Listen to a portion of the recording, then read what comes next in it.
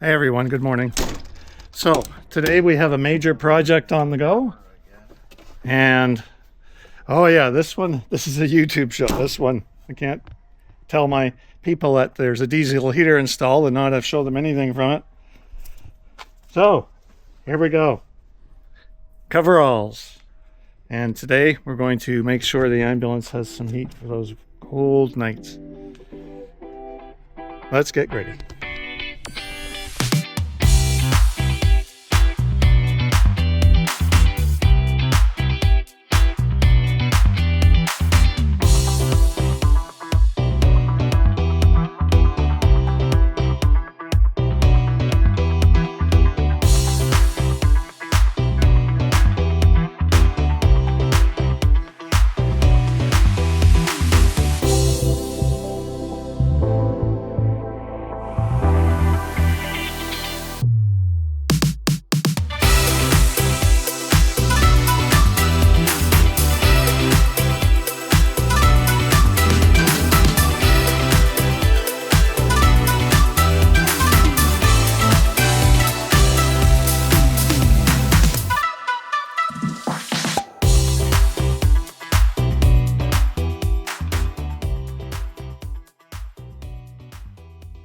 I'm a good guesser. You've been lucky twice today.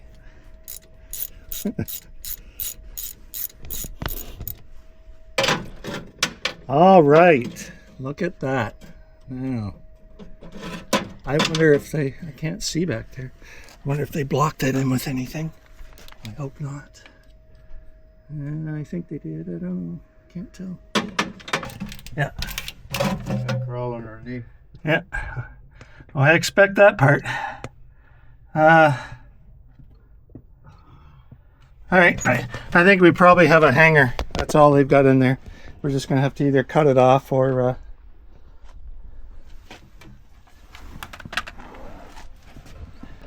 yeah, not a lot of room to work under here, is there?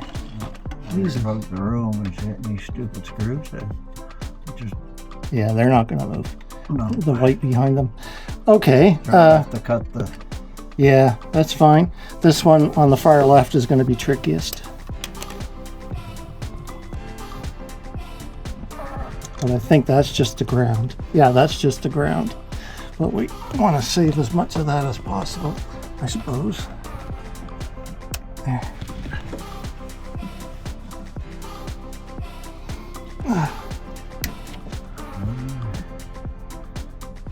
Yeah, Bob's your uncle.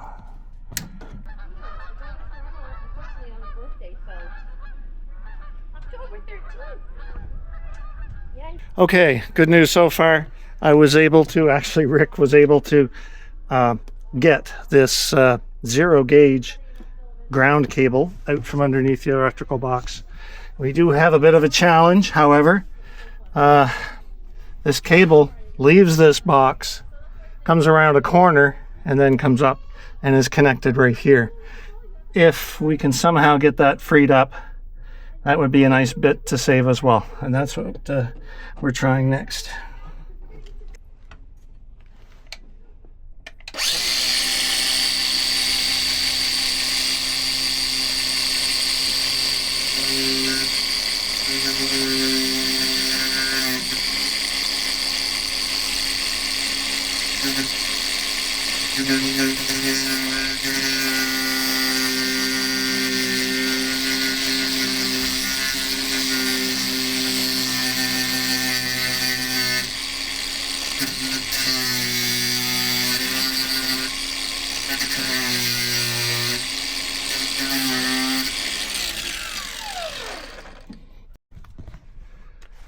All right, so we've freed up the space over towards the battery cabinet and the cables are removed. Here we've set up the heater preliminarily, showing the gasket and the plate that we're going to mount the heater on. And now I'll show you where it's going to come through, hopefully. All right.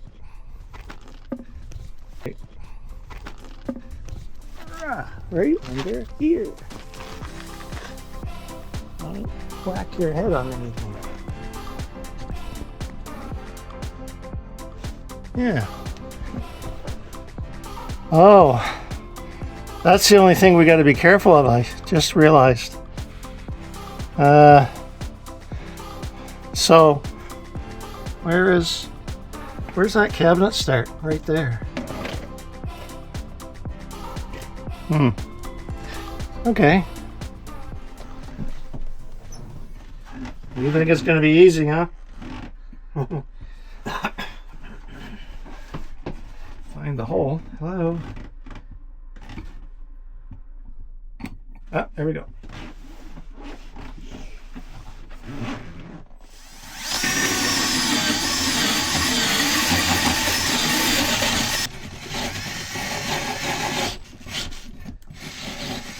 Easy.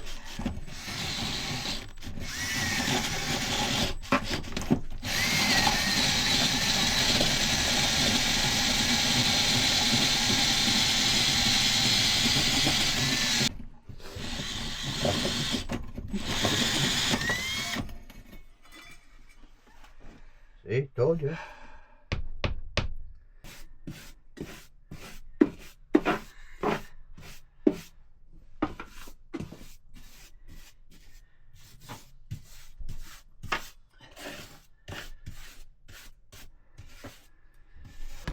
So as you can see, maybe, there you go.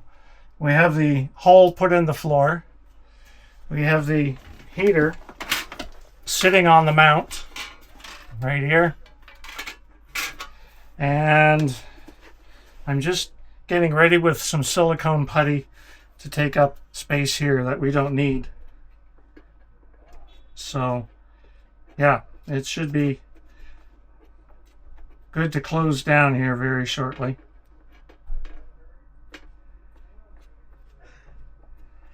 The putty I'm using for this, if you could see me, that would be better.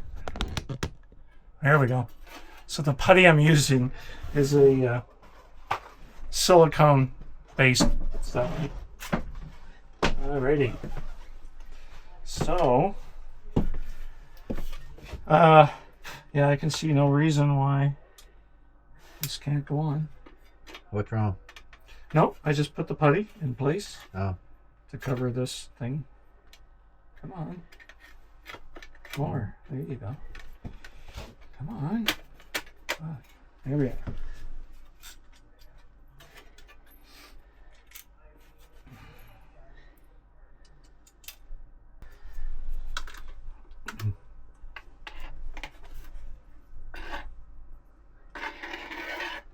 Now, these are going into plastic, so just keep that in mind.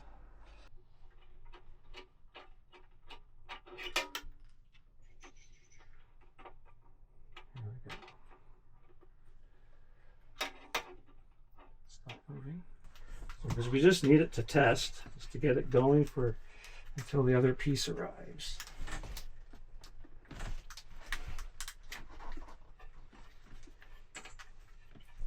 I'm okay with something like that for now. I don't like it, but it is what it is.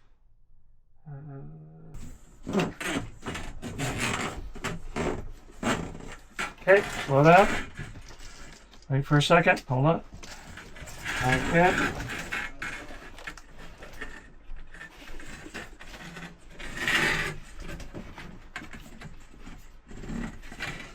Okay, hold on.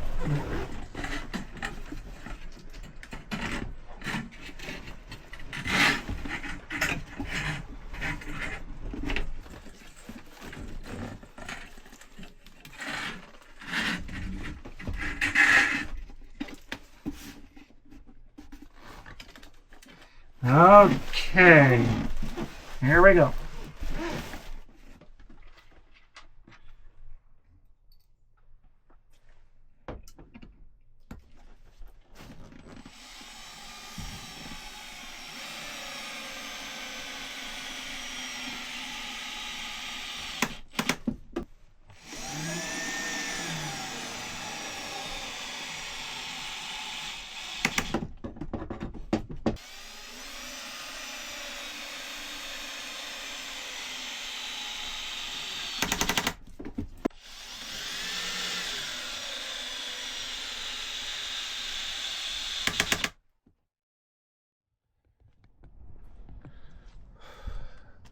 Okay, different day, as you can tell, different shirt. And today was a bit odd. We got a lot of work done. As you can see, I have some cones out because we had to raise the ambulance, and to do that I had to put the front up on very sort of low, about 4-inch ramps, just to bring the ambulance up a bit to do the work. So we got a lot of wiring completed. Let me show you. So under here, there we go. We have the exhaust in and all the wiring in place. On the inside, there we are. The heater is all installed. Everything is good to go. All the wiring is here. I'll be tying that up a bit. And for the first couple of days, there is a wire haul that we've had to cut in the bottom here, and that will service this heater and probably the larger heater when we put it in beside. I also took some spare foam pieces from like a foam workout mat thing that we normally use to lay on to work on the ambulance. So I cut a basic circle of the piece that came out of that hole. So I'll be using this to plug and allow with a slit through here, bring the wires through this, and then I'll be able to plug the hole and keep any road debris, moisture, wind, all of that stuff from coming out. So let me take you around here. This is very exciting. Doodle doodle doodle doo. Okay. So over here, we now have the diesel fuel tank in its place. But the problem is, I don't know if you can see up and back. You can't. The fuel pump is inside this box, but it can't be. That fuel pump needs to be moved to the outside because it stops the fuel tank from going back all the way and closing the door. So that has to move. Also, the wiring right here needs to be soldered into the proper connector so that it can go into the switch up here. We had to run the wire like this to extend it, as the controller wire to the diesel heater to here didn't fit at all.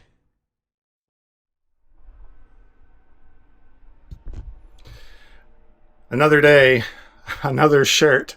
I'm telling you, that's the only way to keep track of what day we're on and when the things get to the next day. So, more dirty hands. What I was doing was just cleaning up some of the tools we used for the diesel heater install. Something else I was going to tell you about. Any of you out there who are familiar with boats or marine equipment will be familiar with the term T-class fuse. So I have a T-class fuse to install into my lithium battery power supply system. And the reason that T-class fuses are better than a standard blade fuse is because a blade fuse, when shorted out or when burned out, what do you want to call it, over energized, and when it actually melts down the brass or component that's inside, lithium batteries hold so much energy they can actually continue the arc. And you would think a fuse would blow when you've shorted a major line inside the cab here or inside the box area, but you can still have a short, you can have a fire, big problems. T-class fuses are commonly used in the marine industry, and they're very, very safe. You can get them in all sorts of ranges of amperage to fit your system. But a T-class fuse, when a T-class fuse blows, the current is dead stop. There will be no arcing. Arcing is impossible. T-class fuses do not arc.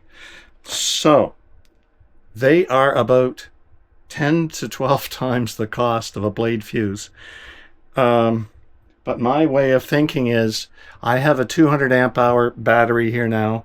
I have another one to plop on top of that. That'll be 400 amp hours with a ton of available amperage and energy left behind it. Shall I blow a fuse if it ever happens? So we're going to install the T-class fuse system, the holder and the fuse.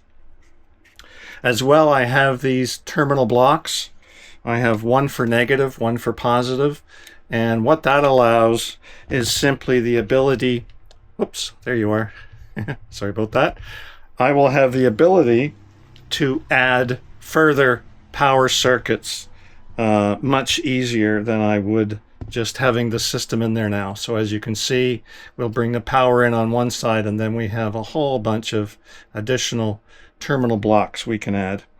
So we're going to do that first in a moment, and then we'll move on to a couple of other things.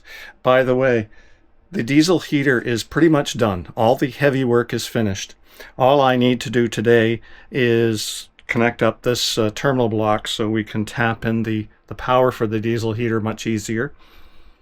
And then I need to solder the controller right here to the extension line. In fact, here's the connector for the controller for the diesel heater, but we had to cut it because they only give you like 1.5 meters from the diesel heater to the controller. Well, as you know, my controller's here, and all the ways over there is the diesel heater. So we had to solder on a 4-conductor 18 gauge wire that runs underneath the ambulance with all the other control wires to the control cabinet.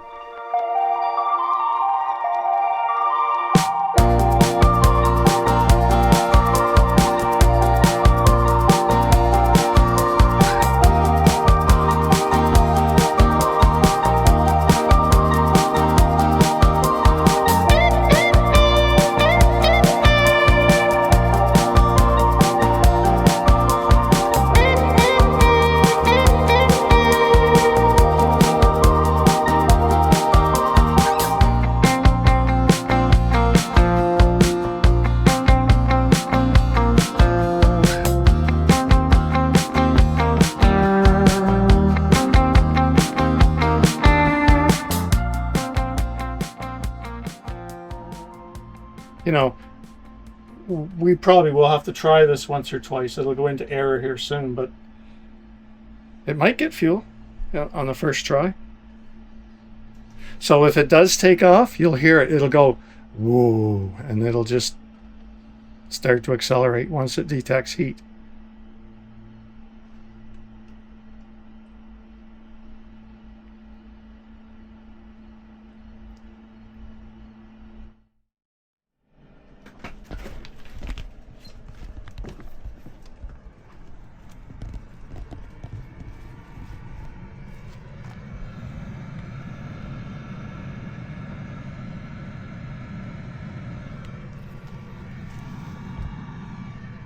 Working, just fired through. Oh my gosh. All right, so time check is 1:00 p.m. in the afternoon, and the heater finally just primed itself, or at least ran the fuel through the entire system. Holy mackerel. And it's burning clean. There's no crap on the outside. No smoke. That's a Planar Autoterm heater. They work really good. Outside, it's going really well. Yeah. No smoke. Nice and quiet.